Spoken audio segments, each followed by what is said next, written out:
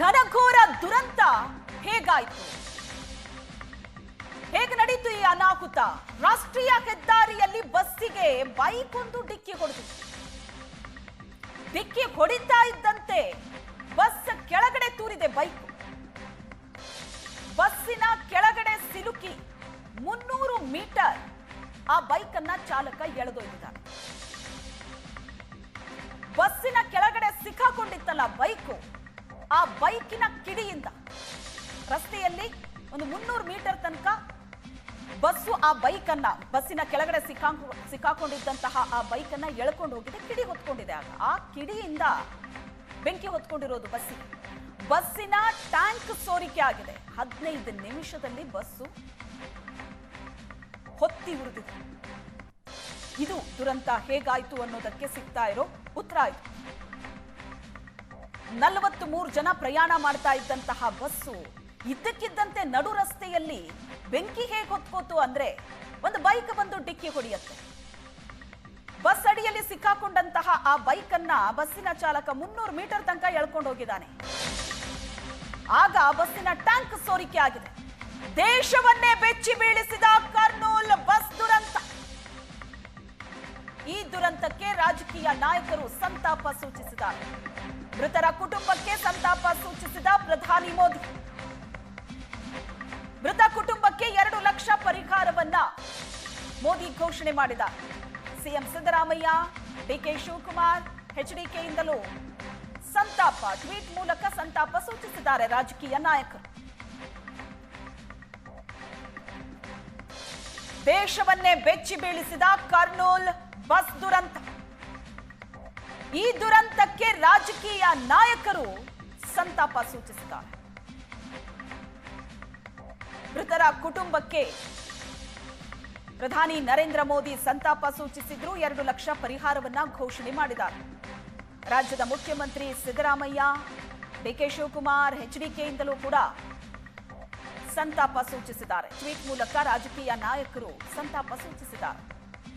ದೇಶವನ್ನೇ ಬೆಚ್ಚಿ ಬೀಳಿಸಿದಂತ ಕರ್ನೂಲ್ ಬಸ್ ದುರಂತ. 20 ಜನ ಈ ದುರಂತದಲ್ಲಿ ಸಜೀವ ದಹನ ಆಗಿದ್ದಾರೆ. ದೀಪಾವಳಿ ಸಂಭ್ರಮವನ್ನ ಮುಗಿಸಿ ವಾಪಸ್ ಬರ್ತಾ ಇದ್ದವರಿಗೆ ಬಹಳ ದೊಡ್ಡ ಶಾಕ್ ಇದೆ. 43 ಜನ ಪ್ರಯಾಣಿಕರಿದ್ದ ಬಸ್ಸಿಗೆ ಬೆಂಕಿ ಹೊತ್ಕೊಂಡಿದೆ. 23 ಜನ ಬಚಾವಾಗಿದ್ದಾರೆ, ಗಾಯಗೊಂಡು ಆಸ್ಪತ್ರೆ ಸೇರಿದ್ದಾರೆ. ಆದರೆ ಇನ್ನುಳಿದಂತೆ 20 ಮಂದಿ ಈ ಬೆಂಕಿಗೆ ಆಹುತಿಯಾಗಿದ್ದಾರೆ. ಇಡೀ ದೇಶವನ್ನೇ ಬೆಚ್ಚಿ ಬೀಳಿಸಿದ ಕರ್ನೂಲ್ ಬಸ್ ದುರಂತ ಇದು. ಒಂದೇ ಕುಟುಂಬದ 4 ಮೃತಪಟ್ಟಿದ್ದಾರೆ. ಗಂಡ, ಹೆಂಡತಿ, 2 ಮುದ್ದಾದ ಮಕ್ಕಳು. ದೃಶ್ಯದಲ್ಲಿ ನೋಡ್ತಾ ಇದ್ದೀರಿ. ಈ ದುರಂತದಲ್ಲಿ ಮೃತಪಟ್ಟ ಒಂದೇ ಕುಟುಂಬದ 4 ಫೋಟೋ ಇದೆ. ಮತ್ತೊಂದು ಕಡೆ ಈ ಬಸ್ ದುರಂತದಲ್ಲಿ ದೃಶ್ಯದಲ್ಲಿ ನೋಡ್ತಾ ಇದ್ದೀರಿ, ಬಸ್ ಹೊತ್ತಿ ಉರಿತಾ ಇರುವಂತಹ ದೃಶ್ಯ ಇದು.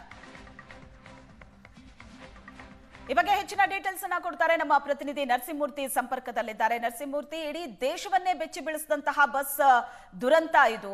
ಈ ದುರಂತದ ಬಗ್ಗೆ ಸಿಗ್ತಾ ಇರೋ ಮಾಹಿತಿ ಏನು? 43 ಜನ ಪ್ರಯಾಣಿಕರಿದ್ರು, 20 ಜನ ಸಜೀವ ದಹನ, ಅದರಲ್ಲಿ ಒಂದೇ ಕುಟುಂಬದ 4. ಇಂತಹ ಕರುಣಾಜನಕ ಕಥೆಯನ್ನ ನಾವು ನೋಡ್ತಾ ಇದ್ದೀವಿ. ಸದ್ಯಕ್ಕೆ ಈ ದುರಂತದ ಬಗ್ಗೆ ಸಿಗ್ತಾ ಇರೋ ಅಪ್ಡೇಟ್ಸ್.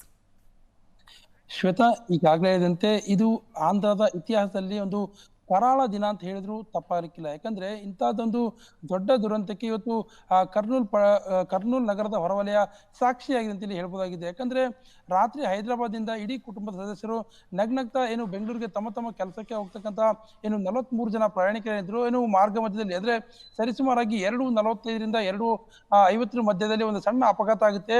ಆ ಅಪಘಾತದ ವೇಳೆ ಚಾಲಕ ಒಂದ್ ಸ್ವಲ್ಪ ಎಚ್ಚೆತ್ಕೊಂಡಿದ್ರೆ, ಅಂದ್ರೆ ಯಾವಾಗ ಬಸ್ ಬೈಕ್ಗೆ ಡಿಕ್ಕಿ ಹೊಡಿತೆ ಸಂದರ್ಭದಲ್ಲಿ ಚಾಲಕ ಎಚ್ಚೆತ್ಕೊಂಡು ವಾಹನವನ್ನು ನಿಲ್ಸಿದ್ರೆ ಇಷ್ಟೊಂದು ದೊಡ್ಡ ದುರಂತ ಆಗ್ತಿರಲಿಲ್ಲ ಅನ್ನೋಂತ ಮಾತುಗಳು ಇದೀಗ ಕೇಳಿ ಬರ್ತಾ ಇದೆ. ಯಾಕಂದ್ರೆ ಬೈಕ್ ಆಕ್ಸಿಡೆಂಟ್ ಆದಾಗ ಬೈಕ್ ಸವಾರ ಆ ಬಸ್ಸಿನಡಿ ಸಿಲ್ಕೊಳ್ತಾನೆ. ಅಂದ್ರೆ 2 ಗಾಲಿಗಳ ಮಧ್ಯದಲ್ಲಿ ಬೈಕ್ ಸಿಲ್ಕೊಂಡಾಗ ಅಲ್ಲಿ ಇರ್ತಕ್ಕಂಥ ಡೀಸೆಲ್ ಟ್ಯಾಂಕ್, ಒಂದ್ ಕಡೆ ಬಸ್ಸಿನ ಡೀಸೆಲ್ ಟ್ಯಾಂಕ್, ಮತ್ತೊಂದ್ ಕಡೆ ಬೈಕಿನ ಪೆಟ್ರೋಲ್ ಟ್ಯಾಂಕ್ 2 ಕೂಡ ಸ್ಪರ್ಶವಾದಾಗ ಒಂದಷ್ಟು ಕಿಡಿ ಹಾರುತ್ತೆ. ಆ ಕಿಡಿಯಿಂದ ದೊಡ್ಡ ಮಟ್ಟದಲ್ಲಿ ಬೆಂಕಿ ಆಗುತ್ತೆ. ಅಂದ್ರೆ ಕೇವಲ 10ರಿಂದ 12 ನಿಮಿಷದಲ್ಲಿ ಒಂದು ದೊಡ್ಡ ಸ್ಫೋಟವಾಗುತ್ತೆ. ಸ್ಫೋಟವಂತ ಸಂದರ್ಭದಲ್ಲಿ ಎಷ್ಟೇ ಪ್ರಯತ್ನ ಪಟ್ಟರು ಕೂಡ ಇಡೀ ಬಸ್ನಲ್ಲಿರ್ತಕ್ಕಂಥ 43 ಪ್ರಯಾಣಿಕರನ್ನ ಸೇಫ್ ಮಾಡೋದಕ್ಕೆ ಆಗೋದಿಲ್ಲ. ಯಾಕಂದ್ರೆ ಚಾಲಕ ಆರಂಭದಲ್ಲಿ ನಿರ್ಲಕ್ಷ್ಯ ಮಾಡುತ್ತಾನೆ. ತದನಂತರ ಯಾವಾಗ ಒಂದು ಸ್ವಲ್ಪ ಬೆಂಕಿ ಜಾಸ್ತಿ ಆಗುತ್ತೆ ಬಸ್ಸನ್ನು ನಿಲ್ಲಿಸಿ ಎಲ್ಲಾ ಪ್ರಯಾಣಿಕರನ್ನು ಎಬ್ಬಿಸಿ ಕೆಳಗೆ ಹೋಗಿ ಅಂತ ಹೇಳಿ ಒಂದು ಕೂಗ್ತಾನೆ, ಜೋರಾಗಿ ಕೂಗಾಡ್ತಾನೆ, ಎಲ್ಲವೂ ಮಾಡ್ತಾನೆ. ಆದ್ರೆ ಸಂಪೂರ್ಣವಾಗಿ ಗಾಢ ನಿದ್ರೆ ಇರತಕ್ಕಂಥ ಏನು ಪ್ರಯಾಣಿಕರು ಎಲ್ಲರೂ ಕೂಡ ಹೊರಗಡೆ ಬಂದು ಹೋಗೋದಕ್ಕೆ ಆಗೋದಿಲ್ಲ. ಎಷ್ಟೇ ಆ ಎಮರ್ಜೆನ್ಸಿ ಡೋರ್ ಇಂದ ಪ್ರಯತ್ನ ಮಾಡಿದ್ರು ಕೂಡ ಆರಂಭದಲ್ಲಿ ಮುಂದೆ ಇರತಕ್ಕಂಥ ಒಂದಷ್ಟು ಪ್ರಯಾಣಿಕರು ಕೆಳಗಡೆ ಇರ್ತಾರೆ. ಆದ್ರೆ ಮಧ್ಯಭಾಗದಲ್ಲಿ ಮತ್ತು ಬಸ್ಸಿನ ಹಿಂಭಾಗದಲ್ಲಿರ್ತಕ್ಕಂಥ ಪ್ರಯಾಣಿಕರಿಗೆ ಹೊರಗಡೆ ಹೋಗೋದಕ್ಕೆ ಆಗೋದೇ ಇಲ್ಲ. ಹೀಗಾಗಿ ನೇರವಾಗಿ ಅಂದ್ರೆ ಬಸ್ಸಲ್ಲಿ ನಡೆದಂತ ಒಂದು 10 ನಿಮಿಷ ಘಟನೆಯಲ್ಲಿ 20 ಜನರು ಸಜೀವ ದಹನವಾಗಿದ್ದಾರೆ. ಇನ್ನು ಅಪಘಾತದಲ್ಲಿ ಬೈಕ್ ಸವಾರ ಕೂಡ ಸಾವನ್ನಪ್ಪಿರ್ತಾನೆ. ಹೀಗಾಗಿ ಒಟ್ಟಾರೆಯಾಗಿ ಪ್ರಕರಣದಲ್ಲಿ 20 ಜನರು ಸಾವನ್ನಪ್ತಾರೆ. ಇದಕ್ಕೆ ಎಲ್ಲೋ ಒಂದ್ ಕಡೆ ಚಾಲಕ ಮಾಡಿರ್ತಕ್ಕಂಥ ಒಂದು ನಿರ್ಲಕ್ಷ್ಯ ಇಷ್ಟೊಂದು ದೊಡ್ಡ ಅವಘಡಕ್ಕೆ ಸಾಕ್ಷಿ ಅನ್ನೋದು ಸ್ಪಷ್ಟವಾಗಿ ಹೇಳ್ಬೋದಾಗಿದೆ. ಇದು ನಿಜಕ್ಕೂ ಆಂಧ್ರ ಮತ್ತು ತೆಲಂಗಾಣದ ಇತಿಹಾಸದಲ್ಲಿ ಇದೊಂದು ದೊಡ್ಡ ದುರಂತ ಹೇಳಿ ಇಲ್ಲಿ ಹೇಳಲಾಗ್ತಾ ಇದೆ. ಈಗಾಗಲೇ ಹೇಳಿದಂತೆ ಕರ್ನೂಲು ಜಿಲ್ಲಾಡಳಿತ ಸಂಪೂರ್ಣವಾಗಿ ಏನು ಎಲ್ಲರೂ ಕೂಡ ಅಂದ್ರೆ ಸಾವನ್ನಪ್ಪಿದವ್ರನ್ನ ಕುಟುಂಬಗಳನ್ನ ಸಂಪರ್ಕ ಮಾಡ್ತಾ ಇದೆ, ಉಳಿದಂತವ್ರಿಗೆ ಚಿಕಿತ್ಸೆ ಕೊಡ್ತಾ ಇದೆ. ಎಲ್ಲಾ ಚಿಕಿತ್ಸೆಯನ್ನು ಕೊಟ್ಟು ಎಲ್ಲವನ್ನೂ ಮಾಡಿದ್ರು ಕೂಡ ಎಲ್ಲೋ ಒಂದ್ ಕಡೆ ಹೋದಂತ ಜೀವ ಮರಳಿ ಬರೋದಿಲ್ಲ. ಎಷ್ಟೇ ಪರಿಹಾರ ಕೊಟ್ಟರು ಏನೇ ಮಾಡಿದ್ರು ಕೂಡ ಹೋದಂತ ಜೀವ ಮರಳಿ ಬರೋದಿಲ್ಲ ಅಂತ ಹೇಳಿ ಕುಟುಂಬಸ್ಥರ ಆಕ್ರಂದನ ನಿಜಕ್ಕೂ ಸ್ಥಳದಲ್ಲಿ ಮತ್ತು ಆಸ್ಪತ್ರೆಯಲ್ಲಿ ಮುಗಿಲು ಮುಟ್ಟಿತ್ತು ಅಂತ ಹೇಳಿದ್ರೆ ಇಲ್ಲಿ ತಪ್ಪಾಗಲಿಕ್ಕಿಲ್ಲ. ಶ್ವೇತಾ, ಒಟ್ಟಾರೆಯಾಗಿ ಇಡೀ ದೇಶದಲ್ಲಿ ಇದಂತೂ ದೊಡ್ಡ ಕರಾಳ ದಿನ, ಒಂದು ಕರಾಳ ಘಟನೆ ಅಂತ ಹೇಳಿದ್ರು ತಪ್ಪಾಗಲಿಕ್ಕಿಲ್ಲ. ಶ್ವೇತಾ. ಓಕೆ ನರಸಿಂಹಮೂರ್ತಿ, ಇನ್ನು ಈ ಬಸ್ಸಲ್ಲಿದ್ದಂತ 43 ಜನರಲ್ಲಿ 20 ಜನ ಏನು ಮೃತಪಟ್ಟಿದ್ದಾರೆ, ಇನ್ನು 23 ಜನ ಏನು ಗಾಯಗೊಂಡು ಆಸ್ಪತ್ರೆಯಲ್ಲಿದ್ದಾರೆ. ಕರ್ನಾಟಕದವರು ಎಷ್ಟು ಜನ ಇದ್ದಾರೆ, ಏನು ಮೃತಪಟ್ಟವರಲ್ಲಿ ಎಷ್ಟು ಜನ ಇದ್ದಾರೆ, ಈ ಬಗ್ಗೆ ಏನಾದರೂ ಡೀಟೇಲ್ ಸಿಕ್ಕಿದ್ಯಾ?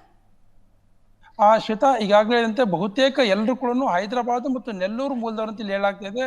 ಕರ್ನಾಟಕದಲ್ಲಿ ಕೆಲವೊಂದಷ್ಟು ಜನ ಕೆಲಸಕ್ಕಾಗಿ ಬರ್ತಾ ಇದ್ರು. ಅಂದ್ರೆ ಬಹುತೇಕ IT-BT ಜನರು ಏನಿದ್ದಾರೆ ಎಲ್ಲರೂ ಕೂಡ ಹೈದರಾಬಾದ್ ನೆಲ್ಲೂರು ಮೂಲದವರಾಗಿದ್ರು. ರಜೆಗೆ ಹೈದರಾಬಾದ್ ತಮ್ಮ ಊರುಗಳಿಗೆ ಹೋಗಿದ್ರು. ಹೀಗಾಗಿ ರಜೆಯನ್ನು ಸಂಪೂರ್ಣವಾಗಿ ಮುಗಿಸಿದವರು ನಿನ್ನೆ ರಾತ್ರಿ ಹೈದರಾಬಾದ್ ಇಂದ ಬಿಟ್ಟಿರ್ತಾರೆ, ಬೆಂಗಳೂರಿಗೆ ಇವತ್ತಿಂದ ವರ್ಕಿಂಗ್ ಮಾಡೋದಕ್ಕೆ ಬರ್ತಾ ಇದ್ದಾರೆ. ಹೀಗಾಗಿ ಎಲ್ಲೋ ಕರ್ನಾಟಕದಲ್ಲಿ ಒಬ್ಬರು ಯಾರೋ ದಾವಣಗೆರೆಯವರು ಇದ್ದಾರೆ ಅನ್ನೋ ಮಾಹಿತಿ ಇದೆ. ಆದ್ರೆ ಸ್ಪಷ್ಟವಾಗಿ ಏನು ಕರ್ನಾಟಕದವರು ಹೆಚ್ಚಿನ ಸಂಖ್ಯೆಯಲ್ಲಿ ಇಲ್ಲ. ಬಹುತೇಕ ಎಲ್ಲರೂ ಕೂಡ ಆಂಧ್ರ ಮತ್ತು ತೆಲಂಗಾಣಕ್ಕೆ ಸೇರಿದವರಾಗಿದ್ದಾರೆ. ಶ್ವೇತಾ.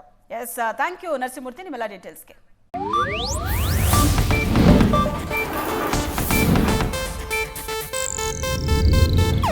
ಇದು ಏಷ್ಯಾನೆಟ್ ನ್ಯೂಸ್ ನೆಟ್ವರ್ಕ್ ಪ್ರಸ್ತುತಿ.